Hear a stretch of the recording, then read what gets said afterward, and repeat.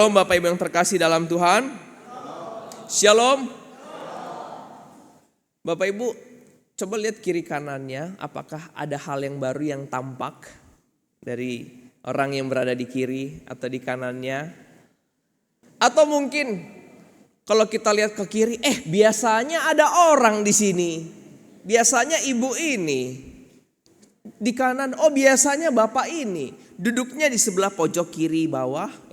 Iya, pojok kiri depan, pojok kanan belakang. Atau di tengah-tengah paling depan, di tengah-tengah paling belakang. Bapak Ibu, kita bersyukur ya di momen Natal ini pasti Bapak Ibu sudah mulai sibuk mempersiapkan apa Bapak Ibu? Mempersiapkan Natal. Ya mungkin ada yang sudah pikir, wah dress code-nya apa ya untuk satu keluarga pergi ibadah Natalan. Dan Natal juga sudah banyak dilaksanakan. Dan Bapak Ibu yang terkasih, kita pun sudah melaksanakan 2 Natal gabungan. Natal apa saja Bapak Ibu?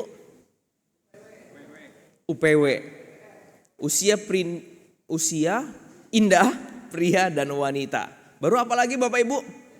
DPR. Wah, kita merayakan Natal DPR ya.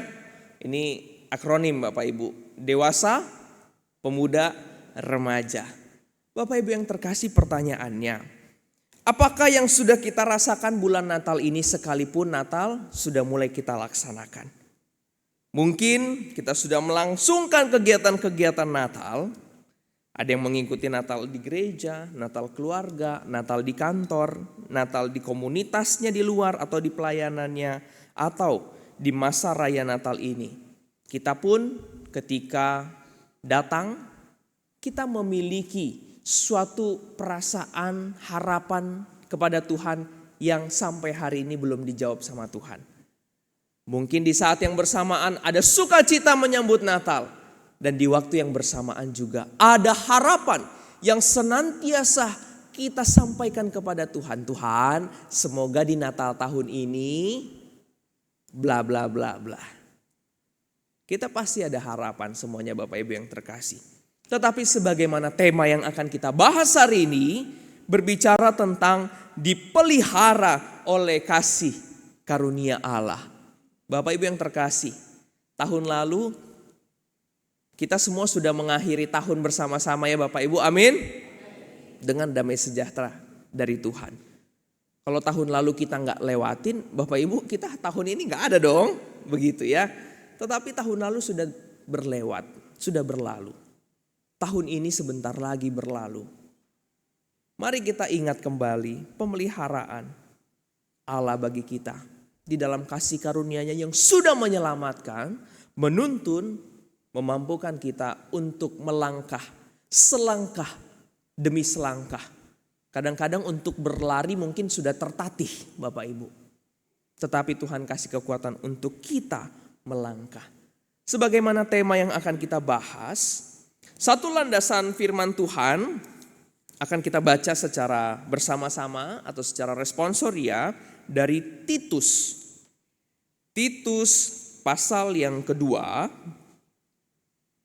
ayat 11 sampai 15. Kita akan baca bergantian Bapak Ibu. Titus pasal yang kedua. Ayat 11 sampai dengan ayat yang ke-15. Yang sudah dapat katakan yes. Wah, berarti belum semuanya ini. Titus 2 ayat 11 sampai 15. Yang sudah dapat katakan yes. Ya, puji Tuhan. Lembaga Alkitab Indonesia memberikan judul perikop Anugerah Allah menyelamatkan semua manusia. Sebab sudah nyatalah anugerah Allah yang menyelamatkan semua manusia. 12 Bapak Ibu.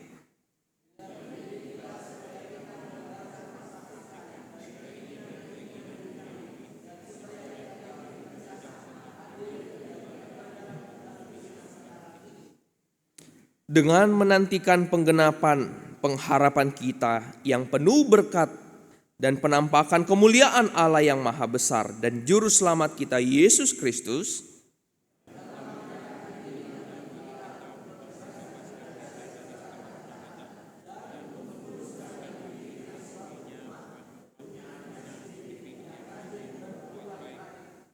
Beritakanlah semua itu, nasihatilah dan yakinkanlah orang dengan segala kewibawaan. Janganlah ada orang yang menganggap engkau rendah. Sedemikian jauh pembacaan firman. Berbahagialah setiap kita yang tidak hanya tahu, namun yang melakukan bahkan menghidupinya. Bapak Ibu yang terkasih dalam Tuhan, kalau kita lihat di dalam bagian ini hal-hal praktis yang sebenarnya gampang kita mengerti, bukan Bapak Ibu? Tetapi kita akan melihat bagaimana di dalam bagian ini ada ringkasan pesan kekristenan secara teologis yang menghubungkan kasih karunia, keselamatan adalah di dalam Kristus, dan juga kehidupan etis. Secara etika, kehidupan orang Kristen itu harus seperti apa? Dengan tindakan yang nyata yang dapat disaksikan. Sehingga kita belajar Bapak Ibu, ketika kita beroleh anugerah keselamatan, kita tidak cuma diam. Karena di Matius 28 dikatakan apa? Pergilah. Nah, itu siapa yang disuruh pergi Bapak Ibu? Saya atau Bapak Ibu? Semuanya Bapak Ibu. Pergilah ke dunia pekerjaan. Kalau saya disuruh pergi ke dunia pekerjaan, saya kerjanya di mana Bapak Ibu? Saya pelayanannya di mana? Di gereja. Tetapi apakah saya bisa pergi keluar sana? Misalnya melatih militer, habis itu saya bilang, semua akan saya latih, militer dan juga firman Tuhan. Atau semua akan saya latih tentang kedokteran, neuroscientist, saraf-saraf, dan juga firman Tuhan. Betul bisa, tetapi akan sulit bukan Bapak Ibu? Misalnya tiap hari ada yang harus dagang. Tiba-tiba pas lagi dagang ada yang menelpon, Pak tolong layani, tolong doakan. Terbengkalai. Tiba-tiba dari pertahanan, Pak tolong latih prajurit. Ada sekitar 1.200 prajurit yang harus Bapak latih. Bingung. Itu sebabnya Tuhan mengatakan bahwa kita sebagai tubuh Kristus punya tempat di mana masing-masing kita dipakai, dipercaya Tuhan di dalam anugerahnya untuk melayani. Amin Bapak Ibu. Itulah semangat kita dan semangat pemuridan yang sedang kita lakukan dalam beberapa waktu ini. Di gereja kita persiapkan jemaat-jemaat yang militan di dalam profesi masing-masing untuk memberitakan kabar baik, menyampaikan berita sukacita, dan sebagaimana tema kita hari ini, dipelihara oleh kasih karunia Allah. Dia yang memelihara, Dia yang menolong, Dia yang menopang kita. Bapak Ibu yang terkasih dalam Tuhan, kalau kita baca perikop yang kita sudah sama-sama renungkan, ini tidak dalam kondisi yang sekondusif itu ternyata. Pada saat itu masyarakatnya beda Bapak Ibu. Mungkin tidak berbeda jauh dengan kehidupan modern saat ini. Kalau kita lihat di kota besar atau di kota kecil, Bapak Ibu kira-kira mana yang akan lebih cepat terpapar hal yang buruk? Kota besar atau kota kecil? Kota besar. Kenapa Bapak Ibu? Banyak informasi, hidup bebas, dan punya yang namanya hak dan kewajiban saya. Saya bisa tuntut itu. Kalau misalnya di kota kecil kita masih menjunjung tinggi yang namanya kekeluargaan. Itu di kota kecil. Tapi di kota besar mungkin Bapak Ibu bisa merasakan sendiri ya. Kalau ke kota besar lu gue. Nah, dewek-dewek lah bahasa di sininya mah. Dewek-dewekan. Sendiri-sendiri. Aduh kalau ini kesulitan, keder bantunya. Saya aja udah susah, jalan aja udah sulit, mau bantuin orang itu lagi. Ada yang butuh didoakan. Aduh saya aja berdoa Tuhan gak jawab, boro-boro doakan orang lain. Terkadang kalau kita di kota yang kecil kita masih perhatikan. Misalnya Bapak Ibu saya suruh lihat kiri kanan untuk nyariin. Mana ya yang biasa duduk di situ. Karena jemaat kita biasanya begitu Bapak Ibu, betul? Bapak Ibu sudah hafal bukan tempat duduknya? Sudah? Amin. Ada kelebihannya Bapak Ibu. Kalau tidak hadir, waduh gak hadir dia. Kenapa ya? Dalam hati doakan, jangan dibicarain, doain. Tuhan, dia gak hadir nih, kok aku gak lihat ya, mungkin KU2, mungkin KU3, atau mungkin dia sedang berlibur. Tuhan kasih sukacita. Nah 2 minggu lagi dia datang, oh pasti sukacita. Percayalah Bapak Ibu, mari kita bangun kebiasaan itu. Karena di gereja kita sudah hafal tuh tempat duduknya siapa di sini, siapa di sini. Dan mari kita mendoakan. Karena apa Bapak Ibu, kita dipanggil untuk jadi berkat. Sekalipun tidak berkomunikasi langsung, kita bisa ingat dalam doa kita. Itulah kelebihannya kita yang di kota tidak terlalu sibuk. Tapi pada waktu itu Bapak Ibu, di Kreta, ini Titus bicara di kota Kreta. Pada waktu itu ini adalah surat Titus, surat penggembalaan dari Rasul Paulus kepada Titus, anak rohaninya yang tinggal di kota Kreta. Kota Kreta itu kota seperti apa sih Bapak Ibu? Kalau kita baca di Titus 1 ayat 11 sampai 12. Titus 1 ayat 11 sampai 12. Kita melihat karakter masyarakat pada saat itu apa sih? Dikatakan di sini, konteks budaya Kreta yang keras dan jauh dari ideal. Bahkan dalam beberapa penafsir dikatakan seorang nabi lokal pun menggambarkan orang Kreta sebagai pembohong, binatang buas, dan pelahap yang malas. Waduh, ngeri banget ya Bapak Ibu, karakter masyarakat pada waktu itu. Ayat 11, mereka itu harus ditutup mulutnya karena mereka mengacau banyak keluarga dengan mengajarkan yang tidak untuk mendapat untung yang memalukan. Seorang dari kalangan mereka, nabi mereka sendiri, orang lokal ini Bapak Ibu, orang lokal, dia bilang, dasar orang Kreta pembohong, binatang buas, pelahap yang malas. Kesaksian itu benar. Rasul Paulus bilang, benar, Titus, kamu akan melayani di tempat se-ekstrim ini. Dan yang diserang terlebih dahulu, apa Bapak Ibu? Mereka mengacau banyak keluarga. Keluarga dulu Bapak Ibu yang diserang. Dengan cara apa? Dengan mengajarkan yang tidak untuk mendapat untung. Bapak Ibu yang terkasih dalam Tuhan. Ini kondisi pelayanan anak rohaninya Paulus pada waktu itu. Sehingga dalam menjalani kehidupan dengan banyak perubahan dan percepatan di dunia yang sangat maju ini, kita mau melihat bagaimana sih karunia, kasih karunia yang memelihara kita.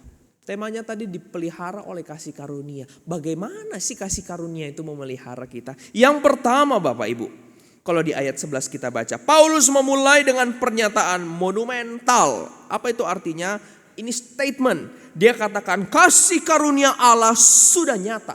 Epifani. Terbuka. Muncul. Shine upon. Bersinar. Dalam pribadi Yesus Kristus. Sebenarnya kebenaran itu sudah nyata. Sudah muncul. Sudah bersinar. Dan kasih karunia ini bukan sekedar ide Bapak Ibu. Bukan hanya dalam pikiran. Tetapi peristiwa nyata yang diwujudkan dalam pribadi Yesus Kristus. Inilah momen kita diingatkan kembali Bapak Ibu. Bapak Ibu sampai hari ini percayakah apakah Yesus adalah satu-satunya juru selamat bagi hidup kita? Percayakah Bapak Ibu? Percaya? Puji Tuhan, itu yang dinyatakan. Itu titik kunci kita bisa mewujudkan hal yang benar, yang baik. Kalau Bapak Ibu belum percaya kepada Tuhan selama puluhan tahun mengikuti Yesus, silahkan datang kepada Musa. Ataupun kita 7 hamba Tuhan siap mendengarkan cerita Bapak Ibu. Karena kita tidak sendirian Bapak Ibu. Ada komunitas. Kalau kita kering, mari kita datang kepada hamba Tuhan. Atau ke orang-orang yang kita percaya. Untuk didoakan, dikuatkan, didukung kembali. Berjalan bersama di dalam masa penantian kita bertemu muka dengan muka suatu saat nanti. Dengan Yesus penyelamat kita. Bapak Ibu, kasih karunia yang menyatakan diri. Itulah yang memelihara iman kita. Sehingga ketika kita merasakan Bulan Natal adalah bulan yang penuh sukacita. Tuhan sudah menyatakan dirinya. Ini aku hadir di dunia loh. Engkau menerima enggak? Engkau melihat itu sebagai peristiwa yang mengubahkan tidak? Kalau belum, ingat kembali. Ini nyata, bukan hanya ide, bukan hanya harapan. Tetapi sudah terjadi 2000 tahun yang lalu. Dan Bapak Ibu yang terkasih, di dunia Yunani Romawi, kata epifani diwujudkan, dimanifestasikan, dapat dilihat. Itu sering dipakai untuk menggambarkan kedatangan seorang kaisar atau dewa yang membawa keselamatan. Pada waktu itu mereka menunggu-nunggu Mesias, Bapak Ibu.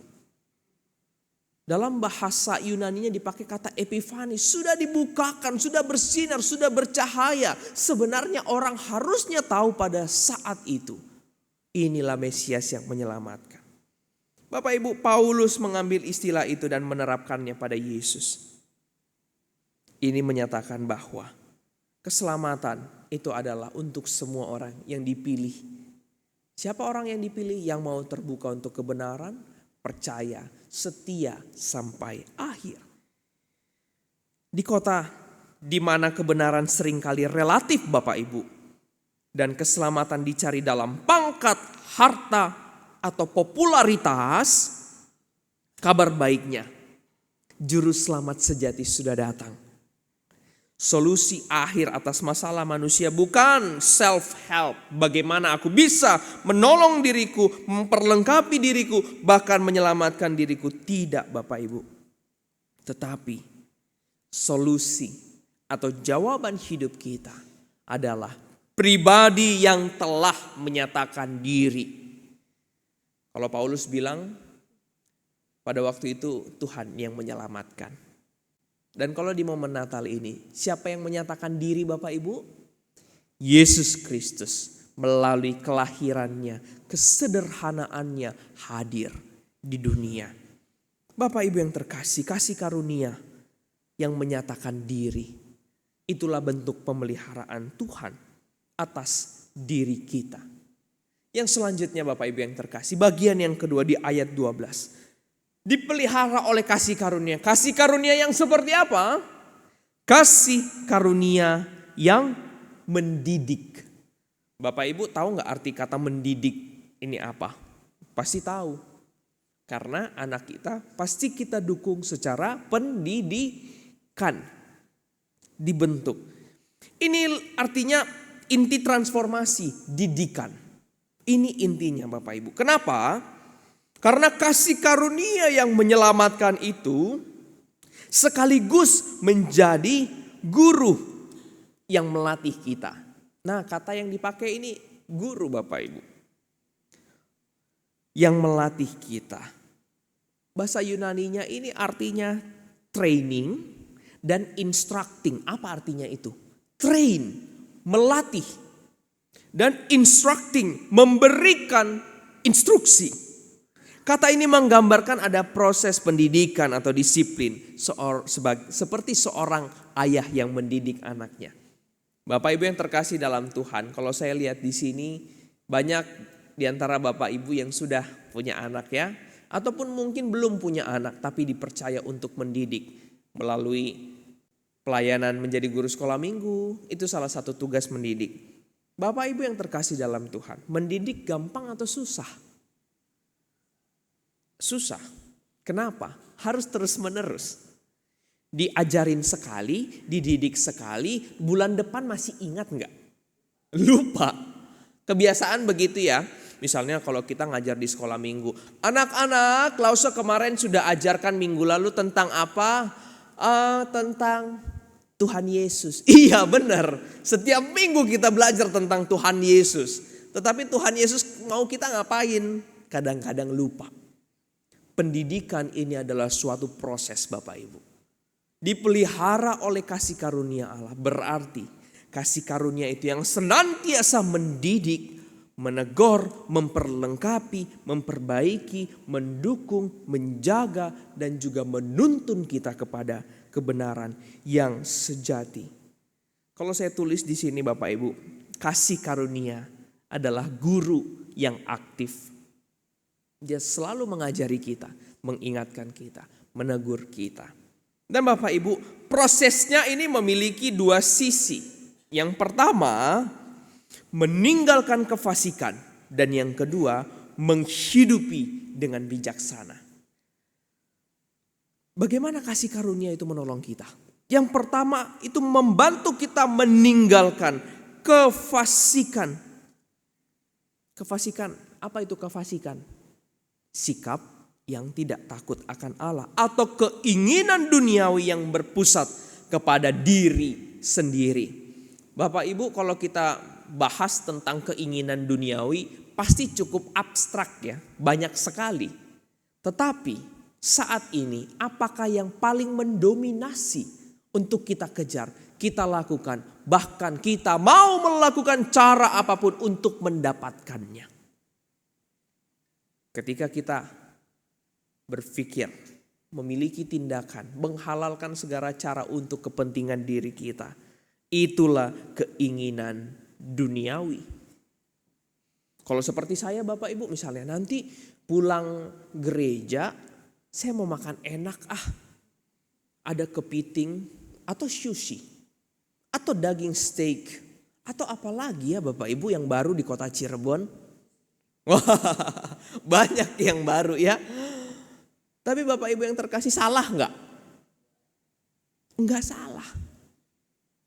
Enggak salah Bapak Ibu. Yang salah adalah ketika kita berpikir untuk mendapatkan sesuatu dengan cara yang jahat, yang keji, menginjak, mengintimidasi, curang.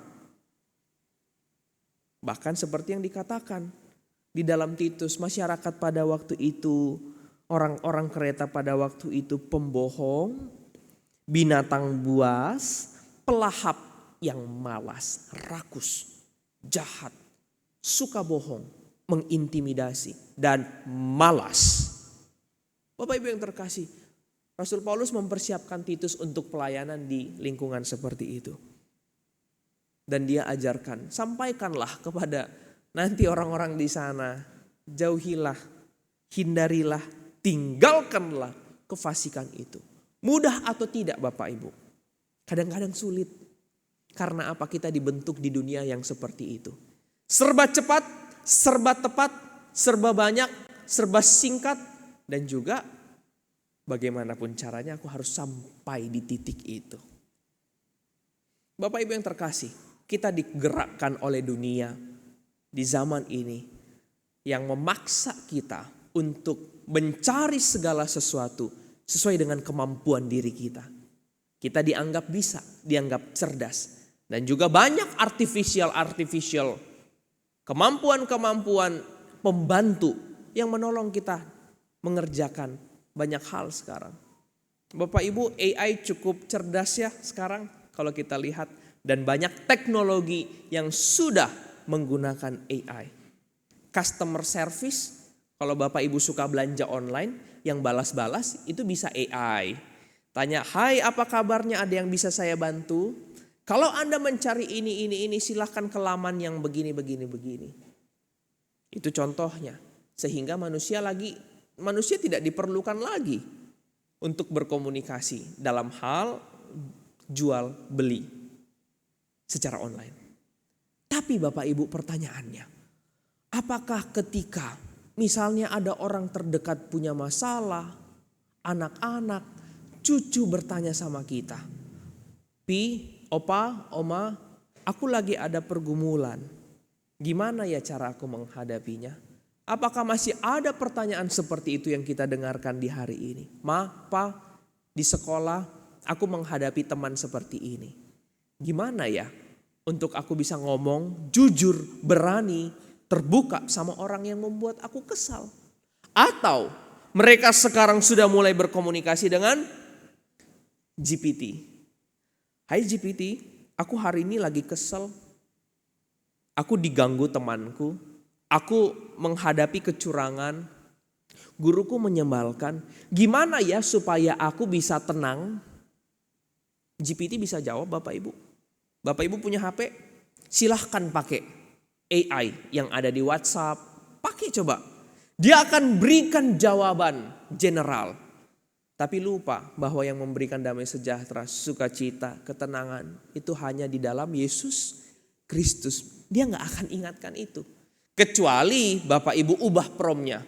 Bapak Ibu saya ada, teman ngomong ke AI-nya, saya adalah orang Kristen yang taat setia kepada Tuhan, beribadah dan percaya Tuhan Yesus. Berikan saya nasihat rohani untuk hidup setia mengikuti Tuhan. Dikasih Bapak Ibu. Chat, coba pakai. Pertanyaannya, apakah kehadiran kita sebagai orang percaya masih diperhitungkan oleh anak kita, istri kita, pasangan kita, komunitas kita? Atau mereka tinggal chatting sama benda mati, ngobrol dengan algoritma, dan juga merasa sukacita, tenang ketika dijawab oleh mesin. Itu pertanyaan kita saat ini Bapak Ibu. Ada WhatsApp kan Bapak Ibu?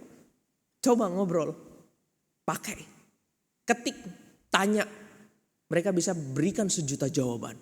Tapi jawaban untuk hati yang patah, kesendirian, rasa sakit, hal-hal yang kita tidak bisa temukan di dunia ini adalah pribadi Yesus Kristus. Seperti pujian ya, hanya Yesus jawaban hidupku, bersama Dia hatiku tenang, walau dalam lembah kekelaman. Kita dalam lembah kekelaman tanya AI, dia bisa kasih jawaban, tapi dia tidak beserta dengan kita. Bapak Ibu yang terkasih dalam Tuhan, kita lihat di sini, anugerah memampukan kita hidup, menang, meninggalkan kefasikan, dan juga kasih karunia menolong kita untuk menghidupi, embrace secara bijaksana, adil dan beribadah. Ada pola hidup yang diubahkan Bapak Ibu. Kasih karunia yang mendidik itu mengubahkan kita. Kalau kita lihat di sini yang dipakai kata sopronos, dikaios, eusebos. Waduh, artinya apa itu Bapak Ibu? Artinya self control.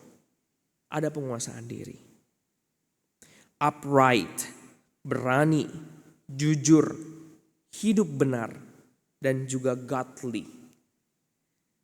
Bapak Ibu yang terkasih dalam Tuhan, hidup berorientasi pada Allah. Ini yang akan dibentuk ketika kasih karunia yang sudah hadir itu kita terima dan kita mau hidup bersama-sama dengannya. Bapak Ibu, di kota besar yang mendorong konsumerisme, kompetisi tak sehat, individualisme atau ego, kasih karunialah yang mendidik kita. Misalnya ia melatih kita untuk bijaksana dalam menggunakan gaji, dalam menggunakan waktu, dalam memanfaatkan relasi yang kita miliki. Adil dalam contohnya transaksi apapun itu, entah bisnis, dalam relasi pertemanan, memperlakukan orang lain, ada keadilan dan beribadah. Kita tetap mengutamakan Allah. Kasih karunia mengubah motivasi terdalam kita dalam mengikut Tuhan. Kasih karunia yang mengubahkan motivasi kita. Dan yang ketiga Bapak Ibu, yang pertama tadi kita belajar kasih karunia yang menyatakan diri, dia sudah nyata. Yang selanjutnya kasih karunia itu mendidik. Dan yang ketiga kasih karunia memberikan pengharapan yang memurnikan. Ada pengharapan. Tapi dalam proses penantian harapan yang akan terjadi, ada pemurnian juga. Bapak Ibu yang terkasih, yang namanya pemurnian, pasti ada yang dibuang bukan? Dimurnikan, pasti ada yang dibuang, ada yang dibakar, ada yang dibersihkan. Apa? Dosa. Kalau kita lihat mengapa kita bisa belajar dari kasih karunia. Karena kita hidup dengan perspektif masa depan atau cara pandang masa depan. Bapak Ibu yang terkasih, apa artinya? Cara pandang masa depan itu seperti apa? Kita hidup bukan hanya untuk hari ini saja. Kita hidup bukan hanya untuk diri sendiri. Tapi kita dipanggil dipanggil untuk menjadi berkat, menyatakan Injil kepada semua orang yang kita temui. Sampaikan. Yang merubah siapa Bapak Ibu? Roh Kudus. Yang mengubah siapa Bapak Ibu? Roh Kudus. Bapak Ibu yang terkasih, jangan kita paksakan orang berubah. Jangan paksa suami berubah, jangan paksa istri berubah, jangan paksa anak berubah, mantu berubah. Sampai berbusa mulut kita, mungkin ya, dan saya percaya tidak akan berubah kalau dia belum mau dan kalau belum dijamah Roh Kudus. Tetapi ketika Roh Kudus menjamahnya, dia akan diubahkan. Amin Bapak Ibu. Kalau kita masih ada pergumulan, kesulitan ataupun harapan, berdoa sama Tuhan, minta sama Dia yang empunya hidup kita. Dan ketika kita senantiasa hidup dalam pengharapan, ada pemurnian. Bapak Ibu yang terkasih dalam Tuhan, Kristus yang sudah nampak, yang sudah hadir di dunia, itu mau senantiasa memurnikan kita. Kristus yang akan datang kembali itu juga adalah Kristus yang telah menebus kita. Dipakai di sini kata penebusan, Kristus yang sudah menebus, to redeem. Kata ini berarti membebaskan dengan membayar. Tebusan. Tuhan sudah mengerjakan Bapak Ibu. Tuhan sudah mengerjakan di kayu salib. Tuhan sudah menyelesaikan. Sudah selesai. Ini harapan kita Bapak Ibu yang memurnikan kita. Ada pergumulan, ada kesulitan, sudah selesai. Mari kita katakan semua sudah selesai. 2, 3, iya. Sudah selesai. Bukan berarti kita berhenti untuk berjuang menghadapi kesulitan hidup. Tetapi di kayu salib Yesus bilang sudah selesai. Kita semua sudah diselamatkan, ditebus, dimurnikan. Dan Roh Kudus telah turun atas kita. Membuat kita bisa bertahan, survive, bisa setia sampai akhir. Sampai kita menutupkan mata. Bapak Ibu yang terkasih dalam Tuhan. Dia yang lahir. Bulan ini kita mengingat kelahirannya. Allah yang sama juga sudah membebaskan kita dari semua kejahatan. Bukan untuk membiarkan kita sendiri, tapi untuk menguduskan umat kepunyaannya. Kamulah bangsa yang terpilih, imamat rajani, bangsa yang kudus, umat kepunyaan Allah. Untuk apa? Untuk memberitakan perbuatannya yang ajaib itu. Bapak Ibu yang terkasih dalam Tuhan, tujuan akhir dalam penebusan adalah komunitas yang diubahkan menjadi rekan sekerja Allah. Di kota yang penuh dengan masalah sosial, gereja dipanggil untuk menjadi komunitas yang secara aktif membawa pemulihan, keadilan, dan kebaikan sebagai bukti nyata. Oleh karena itu Bapak Ibu yang terkasih dalam Tuhan, ingatlah kasih karunia itu nyata dalam hidup kita. Amin. Itu adalah fakta keselamatan kita pasti karena berdasar kepada Kristus. Dan selanjutnya kasih karunia memberikan pendidikan. Proses kita adalah dididik oleh Roh Kudus. Hidup Kristen adalah sekolah seumur hidup, di mana kasih karunia adalah gurunya, dia yang mengajar, menuntun. Dan setiap hari kita diajar untuk meninggalkan cara hidup yang lama. Mari kita tinggalkan cara hidup yang lama, cara pikir yang lama, dan juga motivasi yang lama. Dan yang terakhir,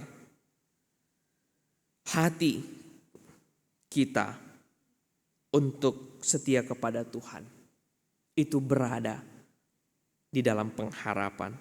Kita bertahan dalam proses pendidikan karena mata kita tertuju kepada Kristus yang akan kembali dan juga yang menjadikan kita umatnya untuk melakukan kebaikan. Bapak Ibu yang terkasih, marilah kita merespon kebenaran ini dengan hati yang terbuka. Mungkin kita merasa kehidupan kota, kesibukan ini menggilas kita. Tetapi ingatlah kasih karunia Allah yang menyelamatkan itu sudah nyata bagi kita. Izinkan kasih karunia itu menjadi guru pribadi atas diri kita semua.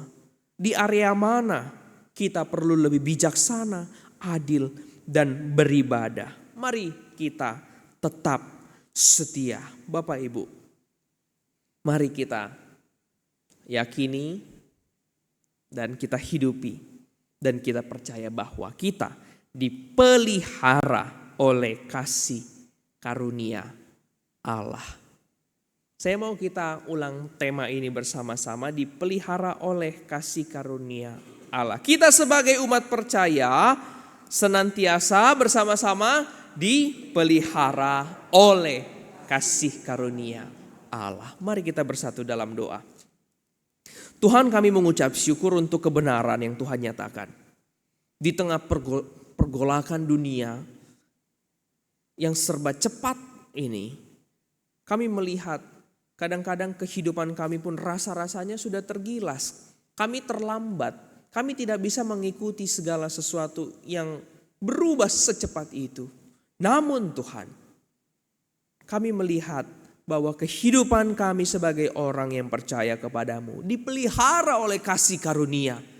Kasih karunia yang nyata, kasih karunia yang mendidik, dan kasih karunia yang memurnikan menuntun kami dalam pengharapan. Oleh karena itu Tuhan, kiranya kasih karuniamu yang berserta dengan kami, itu menolong kami dapat menikmati momen masa raya Natal yang akan kami peringati, di mana Engkau lahir ke dunia menebus dosa kami. Mungkin ada harapan-harapan yang tahun demi tahun, Desember demi Desember kami nantikan. Namun Tuhan belum menjawab. Ajar kami Tuhan, di dalam penantian kami akan jawaban Tuhan untuk tetap setia. Karena kami percaya bahwa kami dipelihara oleh kasih karunia Allah yang tak lekang oleh waktu. Oleh karena itu Tuhan, mampukan kami untuk dapat menghidupi kehidupan percaya kami, kehidupan iman kami di dalam pengharapan. Dan kiranya Roh Kudus yang meneruskan kebenaran firman Tuhan menyentuh hati, pikiran, dan memampukan kami melakukannya. Demi nama Yesus Kristus kami sudah berdoa dan bersyukur. Amin.